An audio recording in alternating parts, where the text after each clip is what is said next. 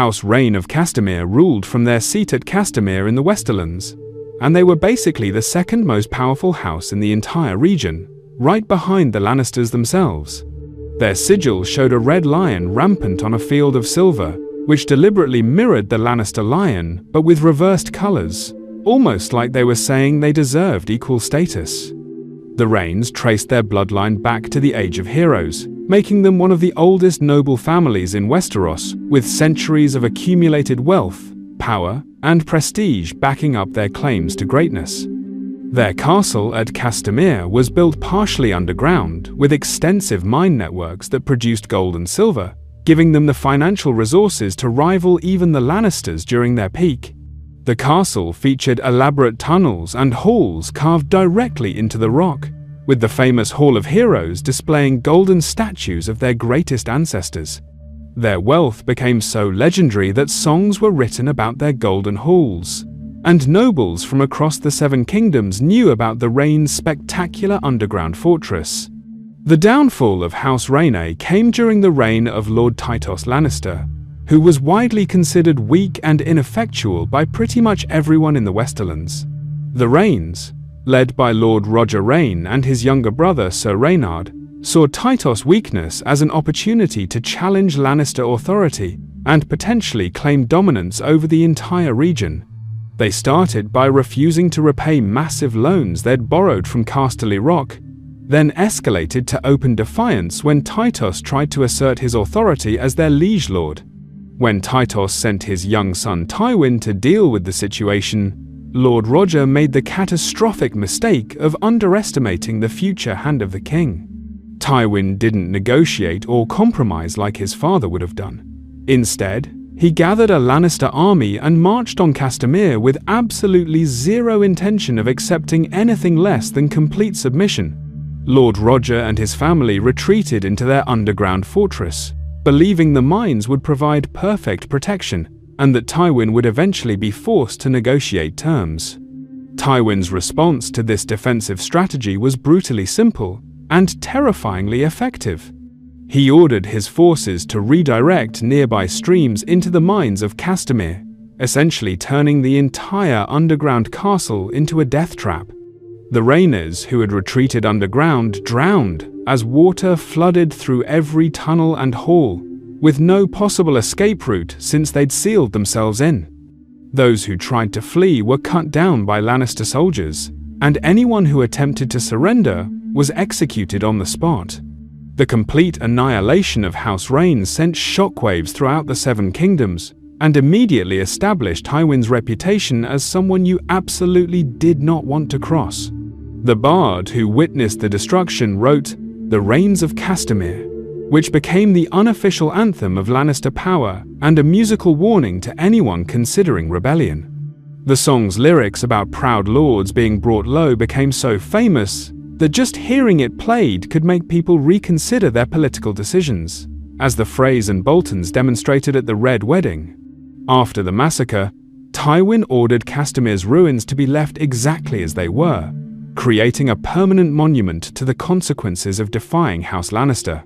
The flooded halls and collapsed tunnels stood as a physical reminder that even ancient bloodlines and accumulated wealth meant absolutely nothing when faced with ruthless determination. The phrase "a Lannister always pays his debts" took on a much darker meaning after Castamere, referring not just to financial obligations, but to settling scores through complete destruction. House Gardener ruled as kings of the Reach for thousands of years before Aegon's conquest, making them one of the oldest and most powerful royal dynasties in Westeros.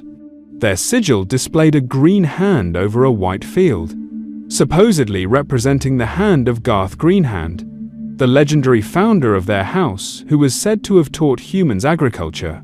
The Gardeners claimed descent from this mythical figure of the Age of Heroes, giving them a divine right narrative that legitimized their rule over the most fertile and prosperous region in the Seven Kingdoms. Their seat at Highgarden controlled the vast agricultural production of the Reach, and their bannermen included some of the wealthiest and most numerous noble houses in Westeros. The Gardeners had spent millennia building alliances, crushing rivals, and expanding their territory until they controlled everything from the Dornish marches to the ocean. Their wealth and military strength made them comparable to the kings in the north, or the Storm Kings, and they genuinely believed their kingdom was unconquerable. When Aegon Targaryen landed at what would become King's Landing, King Mern IX Gardener saw this as a direct threat to his kingdom and decided immediate military action was necessary. He formed an alliance with King Loren Lannister of the Rock, combining their armies into the largest host assembled in living memory. The combined force of 60,000 men represented pretty much the entire military might of two kingdoms, and both kings were confident this overwhelming numerical advantage would crush Aegon's tiny invasion force. The Field of Fire changed everything. Aegon, along with his sisters Visenya and Rhaenys, brought all three dragons to the battle, unleashing fire from above on the massive army below. The grass caught fire, creating walls of flame that trapped thousands of soldiers with no escape route. King Mern IX charged forward with his sons, knights, and heirs, determined to reach Aegon personally and end the battle through single combat. They never made it. Dragonfire consumed Mern IX along with every single one of his sons and close relatives who had accompanied him to battle. In one catastrophic afternoon, the entire direct line of House Gardener was completely wiped out. The family that had ruled the Reach for thousands of years ceased to exist. Their bloodline ended by fire from creatures that most people had thought were extinct or mythical. After the battle, Aegon needed someone to rule the Reach, and the surviving lords needed to choose a new leader from among the remaining nobility. Harlan Tyrell, who had been the gardener's steward at Highgarden, surrendered the castle to Aegon without resistance and was rewarded with dominion over the entire Reach. The Tyrells would go on to rule from Highgarden as Lords Paramount, but they always knew they were elevated servants rather than ancient kings. The extinction of House Gardener represented the end of an era and the beginning of Targaryen dominance. The house that had cultivated the Reach for thousands of years was gone in a single afternoon, replaced by their own stewards. Their blood survived through various distant relatives and cadet branches, but the main line and their crown had turned to ash. The Field of Fire proved that dragons trumped numbers, and that even ancient dynasties could be destroyed in hours if they faced overwhelming power. House Hoare ruled as kings of the Isles and the rivers, controlling both the Iron Islands and the Riverlands through conquest and brutality. Their sigil showed a silver scythe on a black field, representing the Ironborn tradition of reaping what they did not sow through raiding and conquest. The Hoares were Ironborn through and through, following the old way of taking what they wanted through strength and giving nothing back. King Harwin Hoare, known as Harwin Hardhand, conquered the Riverlands and forced the Riverlords to bend the knee to Ironborn rule. His son, King Harrenhal, became obsessed with building a monument to his power that would dwarf every other castle in Westeros. For 40 years, Harren forced thousands of workers to construct Harrenhal, the most massive castle ever built, with towers so tall they were said to scrape the sky. Harren used slave labor from the Riverlands to build his fortress, working thousands of people to death in the quarries and construction sites. The Riverlords hated the Hoares with burning intensity, forced to watch their people die building a monument to their conqueror's ego. The castle's construction drained enormous resources from both the Iron Islands and the Riverlands. But Harren didn't care, because he believed Harrenhal would make him invincible. On the very day Harren completed Harrenhal and moved in with his sons to celebrate, Aegon Targaryen arrived at his gates demanding submission. Harren refused, confident that his massive walls and tall towers made him untouchable. He's reported to have said that stone doesn't burn, showing his complete misunderstanding of what dragons could actually do. Aegon's response was devastatingly simple. Balerion the Black Dread, the largest dragon in history, flew over Harrenhal and unleashed dragonfire hot enough to melt stone. The towers Harren had spent 40 years building became ovens, cooking everyone inside alive. Harren and all his sons died screaming in the tallest tower as the stone melted around them, ending House Hoare in a single night of fire. The extinction of House Hoare was particularly symbolic because it represented the end of Ironborn dominance on the mainland. The Riverlords immediately declared for Aegon, happy to be rid of their hated overlords. The Iron Islands themselves were given to Vicon Greyjoy, who had supported Aegon during the conquest. The Hoare's dream of a permanent mainland kingdom died with them in the flames. Harrenhal became cursed after that night, with every house that tried to rule from there meeting tragic ends. The melted stone and twisted towers stood as a permanent reminder that even the mightiest fortifications meant nothing against dragons. The castle Harren built to make himself immortal instead became his tomb and a monument to the folly of challenging Targaryen power. House Mud ruled as kings of the rivers and the hills before the Andal invasion, making them one of the oldest First Men dynasties in Westeros. Their sigil showed a red stallion on a field of brown and gold, representing their cavalry strength and connection to the land. The Mudds ruled from Oldstones, a powerful castle in the Riverlands that served as their seat of power for generations. King Tristopher IV Mudd, known as the Hammer of Justice, was the most famous member of the house, and legendary for his battles against the invading Andals. He won 100 victories against Andal warlords and champions, defending his kingdom for years through military genius and personal combat prowess. The First Men rallied around the Mudds as the strongest defenders against the Andal invasion. Despite Tristopher's victories, the Andals kept coming in wave after wave. For every Andal force defeated, 2 more would land on Westerosi shores. The Mudds were slowly worn down through constant warfare, losing men they couldn't replace, while the Andals had seemingly endless reinforcements from Essos. The defense of the Riverlands became a grinding war of attrition that the First Men could not win. When Tristopher IV finally fell in battle, House Mudd's power collapsed almost immediately. The various Riverlords who had been held together by Tristopher's strength and reputation started making separate deals with Andal invaders. Oldstones was eventually stormed and sacked by Andal warriors, with the royal family hunted down and executed. The extinction of House Mudd marked the end of First Men dominance in the Riverlands. The Andals carved up the territory among themselves, and the ancient ways of the First Men were largely replaced by Andal culture and the faith of the Seven.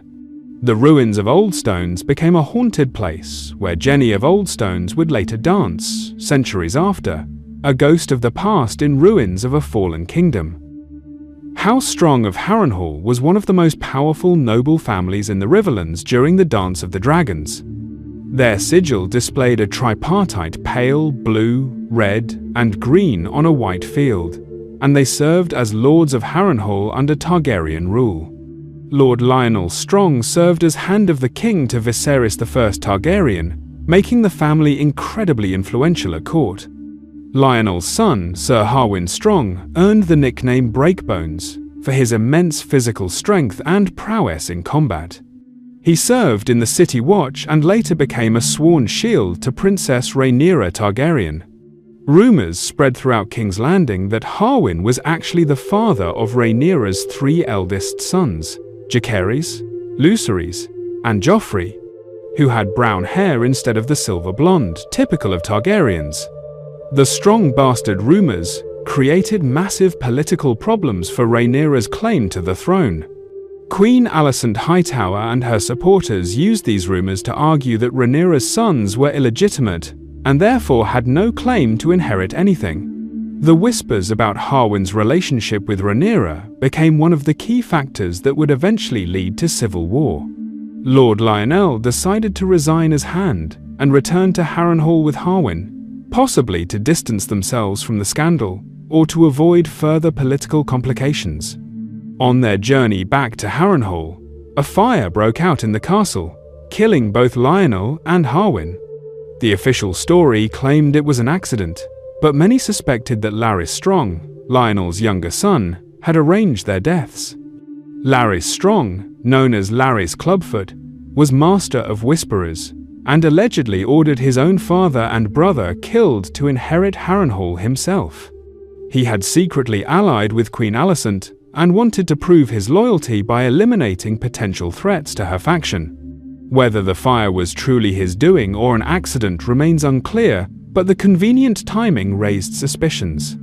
During the Dance of the Dragons, Larys remained a key player at court, serving as spymaster for the Greens. However, when Aegon II Targaryen was poisoned and killed, Larys was arrested and executed for his crimes, ending House Strong's male line. The family that had risen to the heights of power as Hand of the King was completely destroyed within a generation. The extinction of House Strong showed how quickly a noble house could fall during civil war. Their association with Rhaenyra's bastard children and Larys's ruthless scheming destroyed a family that had served the Targaryens loyally. Harrenhal claimed another ruling house, adding the Strongs to the long list of families cursed by the massive castle. House Darklyn ruled as Lords of Duskendale in the Crownlands, controlling an important port city near King's Landing. Their sigil showed 7 golden hearts on a crimson field, representing their ancient lineage and supposed connection to the First Men. The Darklyns had ruled Duskendale for thousands of years, and were one of the oldest noble families in the region. During the reign of Aerys II Targaryen, Lord Denys Darklyn became increasingly resentful of royal policies that favored King's Landing at Duskendale's expense. His ambitious wife, Lady Sarala of Myr, encouraged his ambitions and convinced him that the Targaryens were weakening and could be challenged. Lord Denys began hosting meetings with other lords who were dissatisfied with Aerys' increasingly erratic rule. The defiance of Duskendale began when Aerys II visited the city to discuss tax policies, and Lord Denys attempted to detain him. What started as a political pressure tactic spiraled into a hostage crisis when Aerys' guards were killed and the king himself was imprisoned in the Dun Fort. Lord Denys held the Mad King captive for 6 months, demanding concessions and legal protections that Aerys had no intention of granting. Tywin Lannister, serving as Hand of the King, prepared to storm Duskendale and rescue Aerys by force. However, Sir Barristan Selmy volunteered for a rescue mission and managed to infiltrate the castle, kill the guards, and free the king before Tywin's assault began. The rescue succeeded, but Aerys' captivity had broken something in his mind, accelerating his descent into paranoid madness. The punishment for House Darklyn was absolute and merciless. Lord Denys was tortured for days before being executed, and Lady Sarala was burned alive for her role in the defiance. Every member of House Darklyn, including distant relatives and children, was hunted down and killed. Aerys wanted to make an example that would prevent any other house from ever considering rebellion. The extinction of House Darklyn ended one of the oldest bloodlines in the Crownlands and demonstrated Aerys' increasing brutality. The defiance of Duskendale marked a turning point in Aerys' reign, transforming him from an ineffective king into a paranoid tyrant. The city of Duskendale itself survived, but it was given to House Riker, and the Darklyn name was completely erased from history. House Casterly were the ancient rulers of Casterly Rock during the Age of Heroes, controlling the Westerlands long before the Lannisters rose to power.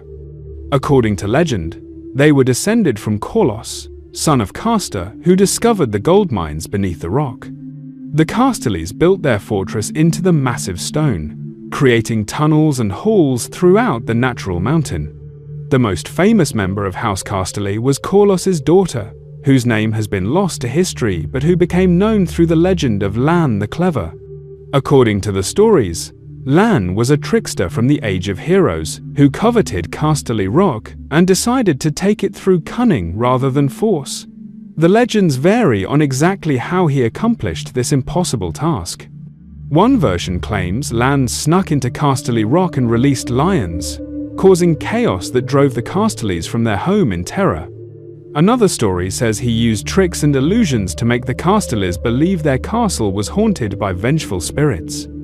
A third tale suggests he seduced or married the Casterly daughter and inherited the rock through that connection, though this version is often dismissed as too straightforward for Lan's reputation. Whatever method Lan actually used, The result was that House Casterly lost their ancestral seat and faded into complete obscurity. The Lannisters claimed descent from Lann the Clever and took over not just the Rock but the entire Westerlands. House Casterly either died out completely or was absorbed into other houses, leaving no trace of their bloodline.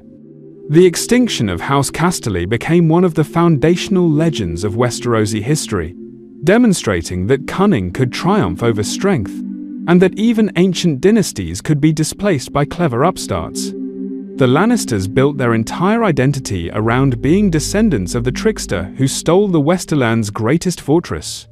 Whether the stories of Lann are true or exaggerated, House Casterly's loss became House Lannister's origin story. The fate of House Casterly served as an early example of how houses rise and fall in Westeros. Unlike the Reynes or Gardeners who fell to violence, the Casterlys were apparently defeated through deception and trickery, making their extinction almost bloodless. The fact that even their name is barely remembered shows how completely a house can be erased from history when they lose everything that defined their power. House Greyiron ruled as kings of the Iron Islands after the Age of Heroes, controlling the Ironborn through naval power and raiding prowess. Their sigil showed a grey iron crown, representing their dominance over the other Ironborn houses. The Greyirons claimed the Seastone Chair on Old Wyke as their seat of power, making them the undisputed rulers of the islands. The Greyirons practiced the old way of Ironborn culture, reaving and raiding the coastlines of Westeros to bring back wealth and slaves. They conducted the tradition of kingsmoots when a king died, allowing the captains and lords to choose their next ruler. This system worked for generations, maintaining Ironborn independence and their unique culture. King Rognar II Greyiron made the catastrophic decision to abandon the old way and convert to the faith of the Seven. He attempted to transform Ironborn culture from raiders into peaceful traders, outlawing traditional reaving and trying to integrate the Iron Islands into mainland Westerosi society. He brought septons to the islands and built septs, trying to replace the drowned god with the Seven. The Ironborn absolutely hated these changes. Rognar's reforms went against everything the Ironborn believed made them superior to the weak mainlanders. The ban on reaving was seen as shameful and cowardly, and the adoption of the faith of the Seven was viewed as betraying the drowned god. Discontent spread throughout the islands, as Rognar continued forcing his reforms. The extinction of House Greyiron came during what should have been a kingsmoot, after Rognar's death. When the Ironborn captains and lords gathered, they decided they wanted no more Greyirons on the Seastone Chair. The house was overthrown in a violent purge, with Rognar's sons and grandsons all killed. The Ironborn chose a new dynasty that promised to return to the old way. House Greyiron's fall demonstrated that even rulers of the Iron Islands could not change Ironborn culture without facing destruction. Their attempt to reform and civilize the islands failed catastrophically, ending an ancient dynasty. The Ironborn chose the Hoares as their next kings, who would lead them to conquer the Riverlands, before eventually meeting their own extinction at Harrenhal. House Greyiron became a cautionary tale about the dangers of abandoning tradition and trying to change a culture that prided itself on resistance to change. So there you have it, 8 great houses that once ruled kingdoms, commanded armies, and shaped the history of Westeros, all completely wiped from existence. Some fell to dragons and fire, others to ambition and betrayal, and a few simply made catastrophically bad decisions that destroyed everything their ancestors had built over thousands of years. What's really fascinating is how quickly these extinctions happened. The Gardeners ruled for millennia but died in a single afternoon. The Reynes were the second most powerful house in the Westerlands until Tywin spent one day turning their castle into a mass grave. House Strong went from Hand of the King to completely extinct in less than a generation. It just goes to show that in Westeros, no matter how ancient your bloodline or how strong your castle walls, everything can be taken away in moments if you face the wrong enemy or make the wrong choice. The extinct houses also reveal the different ways power can be lost in this world. Military defeat destroyed the Gardeners and Hoares through overwhelming force. Political miscalculation ended the Darklyns and Strongs. Cultural betrayal killed the Greyrons when they abandoned the values that gave them legitimacy. And sometimes, like with the Casterlys, you just get outplayed by someone smarter than you. These fallen houses serve as constant reminders to the current great houses that their positions aren't guaranteed. The Lannisters literally sing songs about destroying the Reynes to keep people in line. The Tyrells know they're elevated stewards sitting in a castle built by the family they replaced. Every house that rules from Harrenhal remembers that the Hoares thought their walls would protect them right up until the moment they were cooked alive. The Game of Thrones doesn't just mean you can lose your seat at the table. It means your entire bloodline can be erased, your castle can become cursed ruins, and your family name can become nothing more than a warning in songs and history books. When you play the Game of Thrones, you really do win or you die. And sometimes dying means taking your entire house down with you into complete extinction. Thanks for watching. If you enjoyed learning about these extinct houses, hit that like button and subscribe for more deep dives into the history and lore of Westeros. Let me know in the comments which extinct house you find most interesting, or if there are other fallen families you want me to cover in a future video. Until next time.